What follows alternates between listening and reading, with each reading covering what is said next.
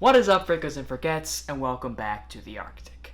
Now, I've pushed this movie review off for quite some time now, and every single time I delay this project another day, another week, another month, I always put out something on my community page that said something along the lines of, oh, I've got so much homework, or oh, I've got a final exam coming up, or oh, I've got all these last-minute assignments that are due before my freshman year of college wraps up. But the thing is, that's not the truth. I need to come clean to you guys. That's not the real reason I kept pushing this project back. The truth is, I was afraid. I was afraid of getting my shit absolutely rocked by this man right here. His name is Uwe Boll. He's the filmmaker who's responsible for this week's movie, Alone in the Dark, and he is notorious for taking his critics on in the boxing ring. His movies, but I heard that they're they're not good. However, fortunately for me, he has a lot of critics, so I figured, what the hell, I gotta make this video. He can't fight us all, can he? And besides, he lives all the way in Germany, and only 0.6% of my viewer base is from Germany, so the chances of him seeing this are incredibly low. And speaking of him living in Germany, that's the only reason he actually isn't completely bankrupt at this point, by the way. You see, there's some weird German tax law or German investment law, I'm not really sure exactly how it works, but what I do know is that our man Uwe Boll utilizes the loophole in this tax investment law so that he can make money off of movies even when they flop. And when I tell you that Alone in the Dark is a big, steaming pile of floppage, I mean it. Frickos and Forgets, I've put this video off for an entire month at this point, and there's no use in delaying it any further. I present to you Alone in the Dark. In 1967, mine workers discovered the first remnants of a long-lost Native American civilization, the Abkhani. Alright, pause. There are good movies that open up with narration. There are good movies that open up with scrolling text. It isn't often that movies that open up like that are good, but it does happen occasionally. However, there is not a single good film that opens up with both. Maybe if Uwe Boll spent less time using his hands to absolutely annihilate movie critics, He has no eye for detail. he could have used them to write a decent opening to his film. And I could almost forgive the narration and the scrolling text if the exposition itself wasn't so ridiculously bizarre and confusing. Here's a quick rundown. In 1976, some miners spelled M-I-N-E-R-S, as opposed to miners spelled M-I-N-O-R-S. The difference being that miners with an E-R-S work in mine shafts, while miners with the O-R-S work on R. Kelly shafts. These miners, spelled with an E-R-S, discovered the remnants of a long-lost Native American tribe called the Abkhani. The Abkhani believed that there were two worlds, a world of light and a world of dark. They opened a gate to the dark world and something evil slipped through before they could shut it. The Abkhani made like Keemstar's G Fuel sponsorship and disappeared. All that remained were the artifacts. The government established the Bureau of Paranormal Activity, also called Bureau 713, to look into this civilization. One of the heads of research in this bureau was a guy named Lionel Hudgens. The government ended up shutting his research down, so Hudgens built a secret laboratory in an abandoned mine where he conducted experiments on orphans in an attempt to merge man with creature. His victims survived as sleepers, lost souls waiting for their calling. Now, that was a lot of information. That in and of itself could have been its own fucking movie. But I've already spent so much time blasting the first 60 seconds of this film, and we just have to move on, alright? So, let me introduce you to Edward Carnby, our film's protagonist. Important things to note about Edward Carnby: 22 years ago, he was one of the orphans who took part in Dr. Hutchinson's experiments 22 years ago, and he was the only orphan to actually escape. So, how does Uwe Boll introduce who is supposed to be the good guy of our movie? Well, simple. He introduces him by having him traumatize a child. She says that there's nothing to be afraid of in the dark.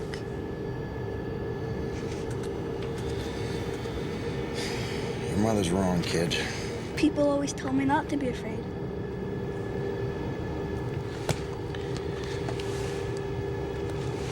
That's because they don't know the truth.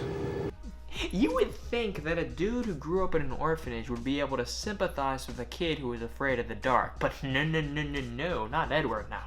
He thought that this was the right time to try and look edgy. Yeah, attaboy, Edward, you really pwned that 10-year-old kid like a boss. Anyway, it's at this point that Edward gets off the plane, and boom, he directly addresses the viewer. So maybe you're thinking I'm an asshole scaring that kid for no reason. But I'm just trying to protect him.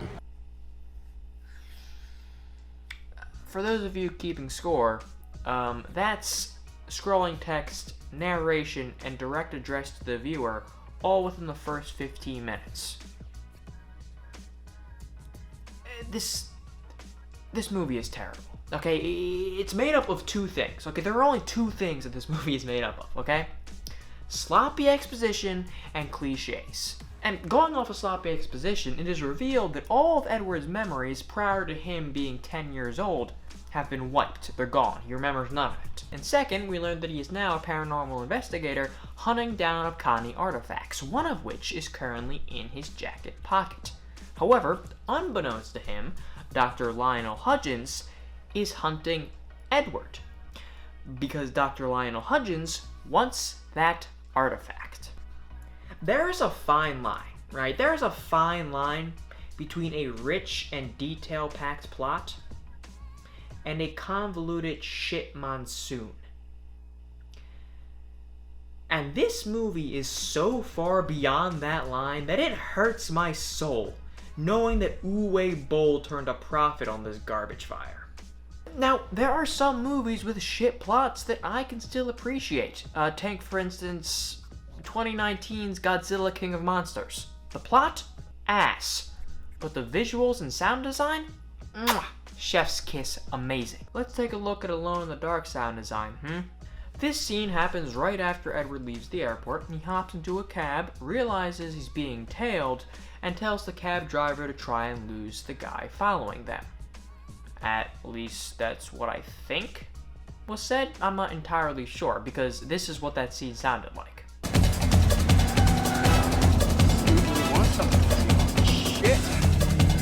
While it does seem that the dialogue in this film was written by a monkey who was given a crayon, I would still like to hear it. Making sure the music doesn't drown out what the character's saying isn't very hard to do, but the people behind this film makes it seem like it was frickin' rocket science. And speaking of rocket scientists, well, I don't know any, but what I do know for certain is that our friend Edward Carnby is far too dumb to be one.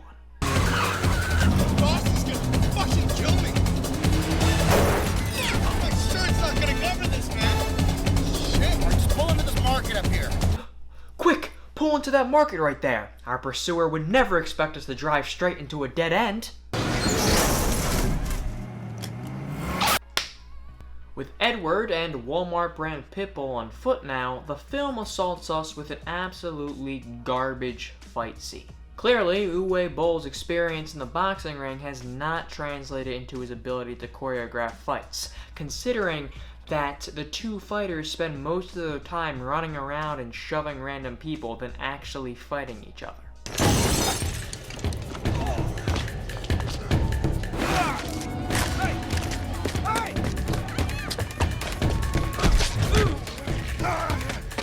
Anyway, Edward shoots him a few times, but due to some supernatural paranormal tomfoolery, he takes the bullets like an absolute champ.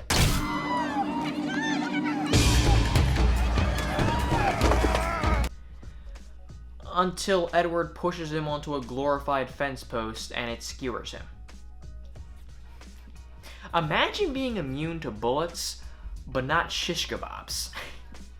Right, so now the film takes us over to a museum, where it introduces us to the character known as Miss Cedric. And somehow, the dialogue in this scene is even more blatantly expositional than even the scrolling text with the narration was in the beginning. Watch this. It's probably for the big Alcani show. Upcani? What the hell's Upcani? It's an ancient Native American civilization. They're like the super advanced culture until like 10,000 years ago, they just disappeared. It says it's only to be opened by Dr. Hudgens. This is Aileen Cedric. She's the assistant curator. Now that we've had some more exposition crammed down our throats, boom, the movie transports us to another place again. Video game movies, and yes, this is a video game movie. Video game movies almost always have flat dialogue and convoluted plots. But that's when the video game movie is based on a good video game.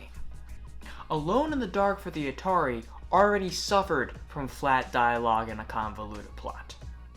This is a video game movie based on a bad video game. Who let this happen? But back on track, after being introduced to Miss Cedric, the movie transports us to a boat in the middle of the ocean that Dr. Lionel Hudgens is on. And he's all excited because they just pulled a large golden box out of the ocean, and in that box is an Upcani artifact that he's been fiending after. Now, here's my question.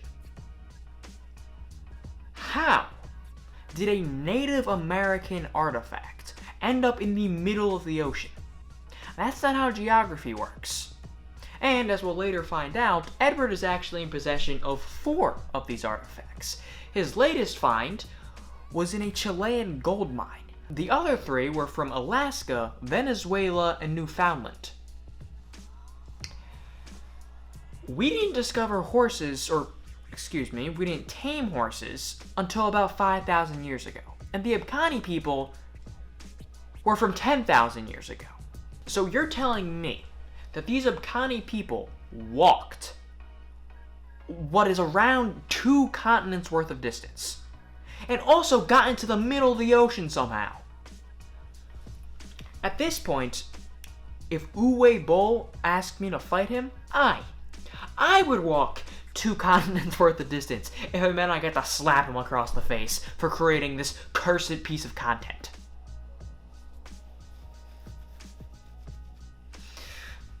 I've got hat head, but my hair is itchy, so the hat's coming off. I don't care how ridiculously long it is. This is what I'm looking like for the rest of the video. Alright. Anyway, back to the boat with Hudgens. The captain of the ship, who also happens to look like Nicolas Cage if Nicolas Cage was crossbred with a hippie, backstabs Lionel Hudgens because he wants the treasure for himself, locks Hudgens in a room, opens the box, and then the entire crew is mutilated by sound effects.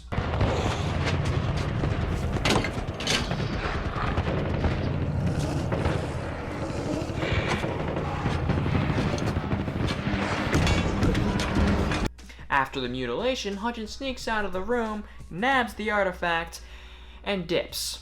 Now, you may be thinking to yourself, how did Lionel Hudgens get back to land, despite being in the middle of the ocean, on a ship that has no captain or crew?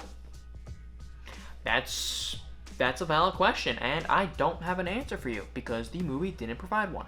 Anyway, when the box was opened, this happened. Edward collapses, and a bunch of random people, who actually, as it turns out, happen to be the orphans from 22 years ago, or the sleepers, that Hudgens experimented on.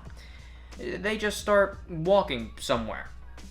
The movie, then, in its constant quest to confuse every viewer by refusing to focus on a single scene, brings us to Bureau 713, where they're getting paranormal energy levels off the charts. There's nothing too significant about this scene, but I just wanted to draw attention to it because it depicts a desk that has 2 people working at it.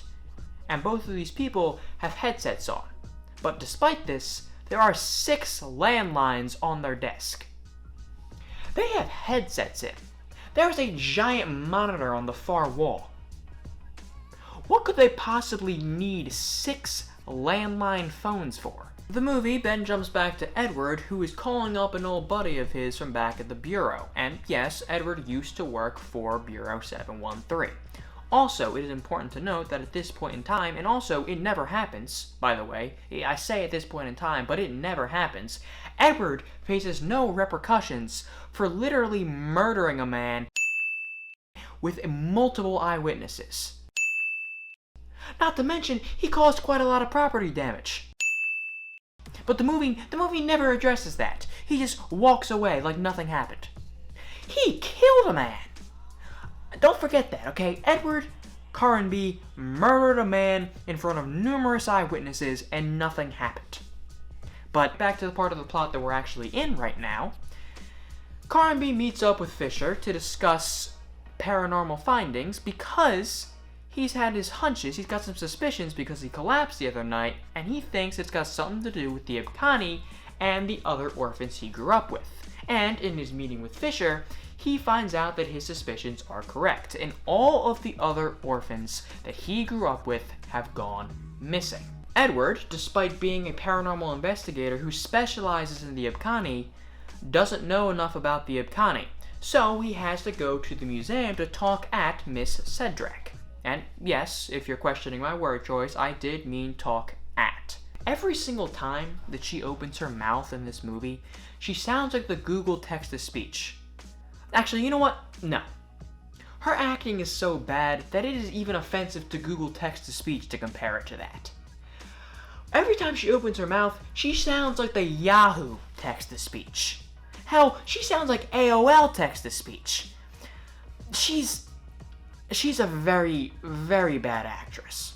And of course, if you've recognized the actress, you won't be surprised by that. Her name is Tara Reid. She was in five of the Sharknado movies and also 2 of the American Pies. And she was bad in all of them. I don't know why people keep hiring her to be an actress. She's more suited to be a coat hanger. And despite the fact that every time she opens her mouth, I think, that's what a toddler with a lobotomy would sound like. Edward is absolutely smitten with her. Yep, that's right. Edward and Miss Cedric are romantically involved. Edward! God, I missed you. I thought you were dead, you asshole. Ah, romance. And if you're wondering what the punch was for, it's because she's mad at him that he didn't call her while he was in those Chilean gold mines. I don't even get Wi-Fi in my own basement. And this chick wanted her boyfriend to call her when he was in a Chilean gold mine hunting ancient artifacts. Listen, if I was Edward, okay, the only thing I'd be calling is calling it quits. Get out of there, bro. Now, at this point in the movie, there's already been a number of cliches. You know, hopping in a cab and telling the cab driver to lose the guy who's tailing you. Paranormal activity resulting from ancient artifacts, etc., so on and so forth. However, right now, at this point in the movie, the cliches start getting out of hand. There's back-to-back-to-back cliche. It's as if Uwe Boll looked up top 10 most overused cliches in horror. And then he just made sure to pack all of them in. Alright, are you ready for this? Because it gets pretty crazy. And I want somebody in the comments to keep a cliche counter for me because I'm too lazy to do it. First, lights start flickering to indicate something spooky is happening, cliche. Second, security man with only a flashlight walking around and calling out, is anybody there? Right before he gets absolutely wrecked, cliche. Third, fast-moving creature darts across the screen and the security man with the flashlight whips around and just misses it, only for the creature to pop up behind him, cliche. Right, so Edward and Miss Cedric, they stumble upon the body, and they start running away as the monster gives chase. Now, it's this following scene that really sells just how committed Edward is to his job as a paranormal investigator. He is so committed to the paranormal that he goes out of his way to try and become a ghost himself. The man has an absolute death wish.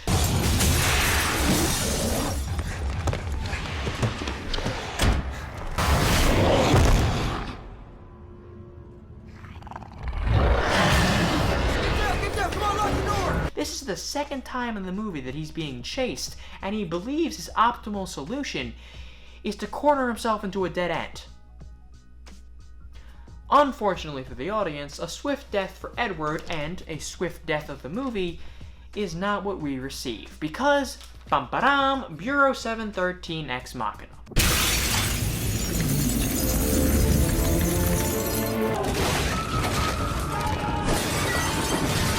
Anyway, the commander of the Bureau's task force is an absolute dick to Edward and tells him to get lost. Which is another point for the cliche board, the takeover of an operation by a more prominent group that is headed by a guy who is a dick to the main character.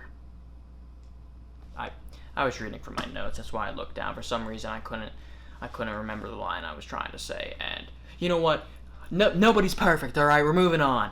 At this point, Edward leaves and he walks into Bureau 713 like he owns the place. That's right, a man who is no longer employed by a government agency is able to just stroll into said government agency with no interference whatsoever. Whatever, okay. He walks into the agency where he meets up with Fisher again, who's performing an autopsy on Walmart brand Pitbull. And it is during this autopsy that it is found out that Edward has the same symbiote parasite thingy in him that Fisher is just found in Walmart brand Pitbull. However, the one in Edward is dead because he was electrocuted as a child. I don't know what kind of whack-ass orphanage he grew up in, but it's sounding like it made Annie look like a goddamn utopia. Main character gets a whole bunch of new gadgets to help fight monsters cliche. Edward goes back to his house, which is a term I use sparingly. It's actually just an abandoned warehouse. I don't know. Is he a squatter? Is Edward a squatter? I mean, I can't imagine a freelance paranormal investigator gets paid too well, so he's probably just squatting in an abandoned warehouse. So he goes home to his abandoned warehouse, and Fisher goes back to his house, where Dr. Hudgens, the boogeyman of this movie, just shows up out of nowhere and shoves a symbiote parasite thing down his throat, turning him into a trans-zombie thing like those other orphans we saw earlier in the film. It's at this point that Edward and Miss Cedric make up a bunch of hooey-balooey about Abkhani lore and things about constellations and star alignment and triangulation of location and other words that end with T-I-O-N. And using the artifact, they determine that it is pointing them to an abandoned gold mine in the middle of Miami. I don't know if you've ever been to Miami, but I'm almost entirely certain that there is no abandoned gold mine in the middle of Miami. Where is there room for a gold mine in Miami? It's Miami! Oh, this movie hurts my soul. And, as if the movie read my mind, it doubles down on its atrocious plot. The lights start flickering again. Uh-oh, spaghetti-o! You know what that means. Ghosts. Ghosts and spooky paranormal monsters and stuff, because flickering lights, that's the only indication anytime anything ever shows up in this movie. It's always flickering lights. And the flickering lights, let me talk about those real quick, are so stupidly coordinated. Like, it doesn't look random that they're flickering. They all turn on and off at the same time. It's like someone's over by an outlet just plugging the set in and out. Honestly, I bet Uwe Boll didn't even mean for the flickering lights. He just kept tripping over the cord as he was walking back and forth.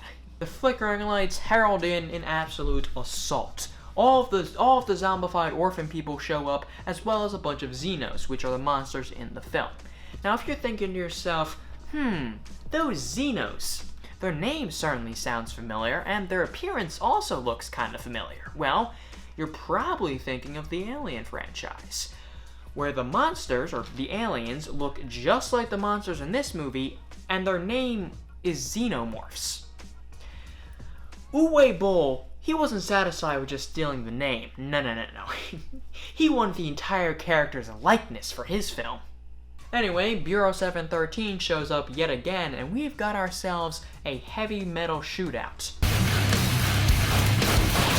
Also, one of the zombies knows Kung Fu for some reason. Also, Dick is no longer a dick to the main character after the main character saves the Dick, cliche. Anyway, after all the baddies are dead, the bad acting still perseveres. The entire group reroutes to that abandoned gold mine and... Gatling gun sent to electromagnetic motion tracking. An never available agent in the vicinity is here. Look, I don't care what you have to do. Get more bodies down here now. Yes, sir. Look at this place. We need more. It looks like we're going to war. Yep. Every time she opens her mouth, I want to defenestrate that woman. And for those of you who don't know what defenestrate means, it means to pick up and throw out of a window. Whoever decided that Tara Reid should play an educated character has to be the worst casting person of all time, okay? Casting Tara Reid as somebody who's meant to be educated it's like casting Robert Pattinson as somebody who's supposed to be absolutely jacked.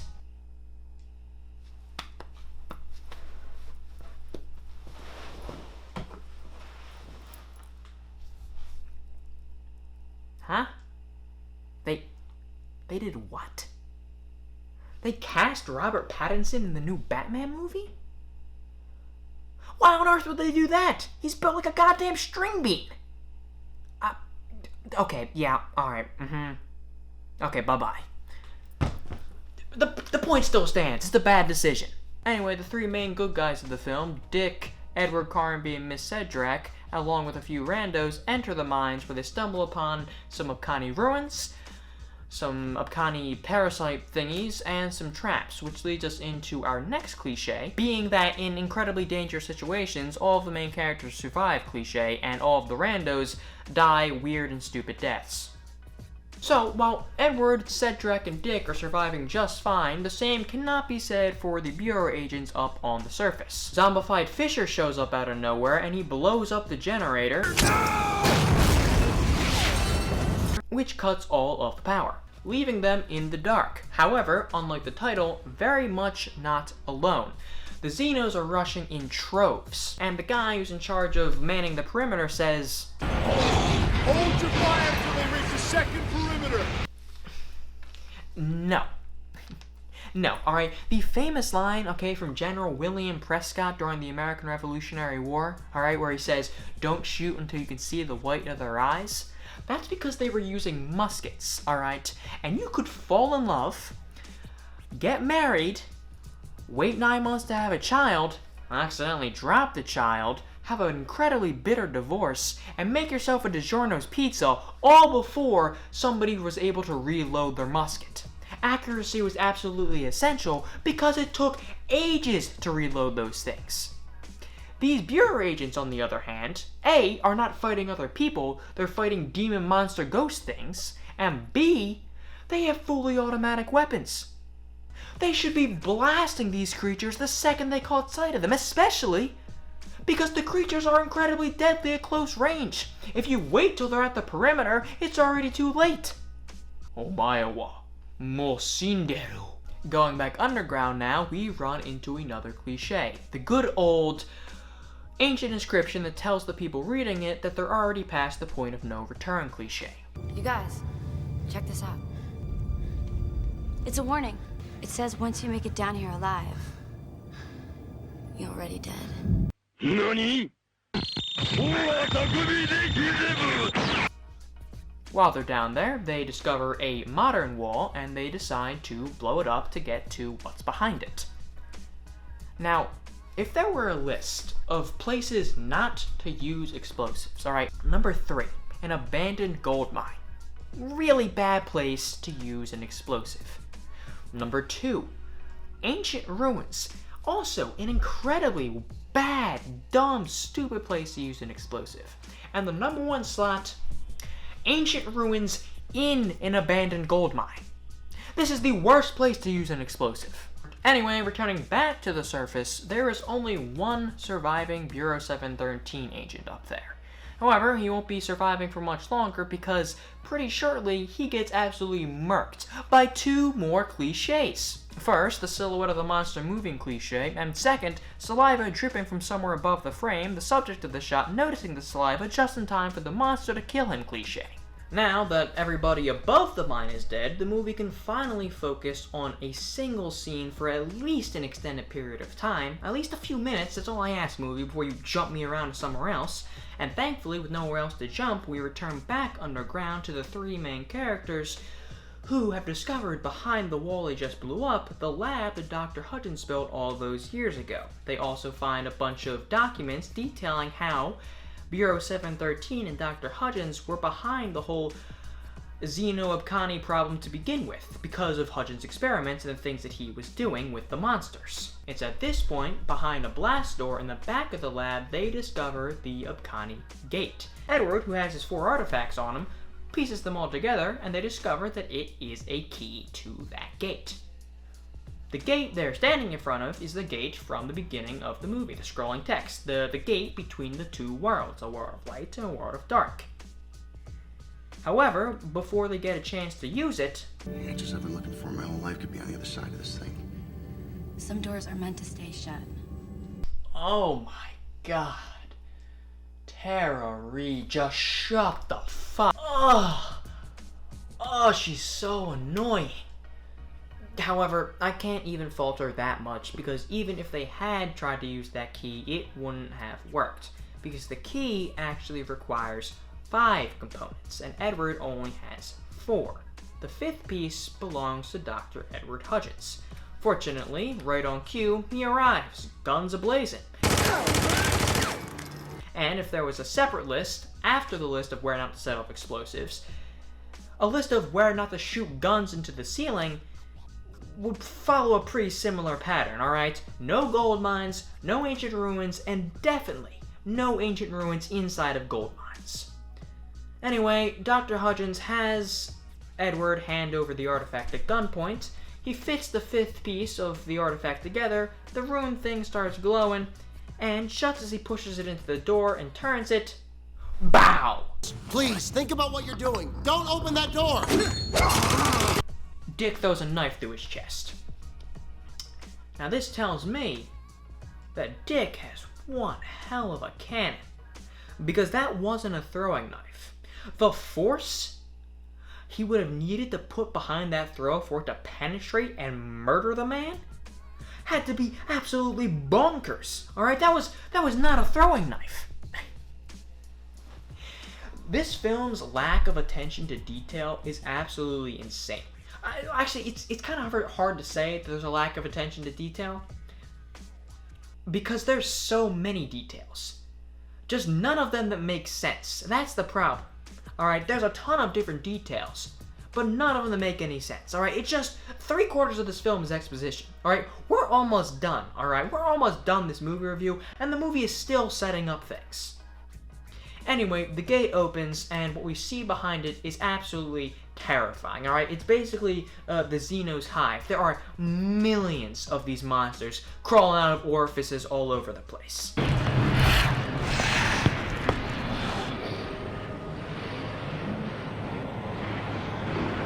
Alright, this is what the movie has been leading up to this entire time, alright? The artifacts, Dr. Hudgens, the experiments, the Xenos, the zombified orphans. It's all coming together. It's all been leading up and coming together to this moment in the film, alright? It all connected back to this gate between the 2 worlds, between the world of light and the world of dark. So what happens now that the gate is open? Absolutely nothing. Absolutely nothing. They re-shut the blast doors, they run away and find a convenient ladder and go up to escape it. However, before they do that, they leave an explosive behind. Unfortunately, when they got to the ladder, they weren't in range of the explosive, and so Dick went back to the room that had the blast door. He opened it, grabbed the explosive, and set it off while it was right next to him.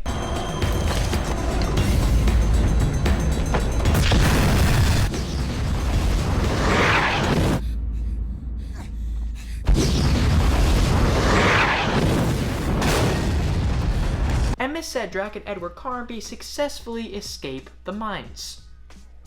Oh, also, by the way, you know how I just said he set off an explosion? How Dick set off that explosion, right? That was right next to him? He survived.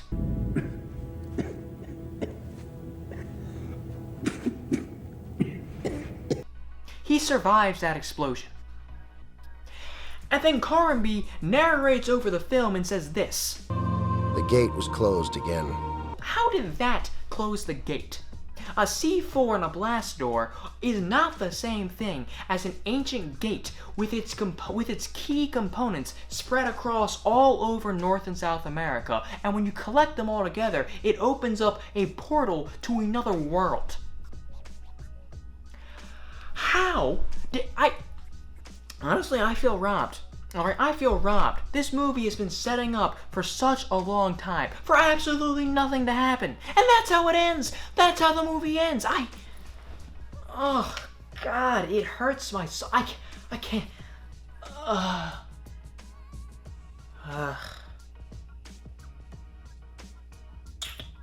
Actually, you know what? No, that's not how the movie ends. There's one more cliche. The final shot.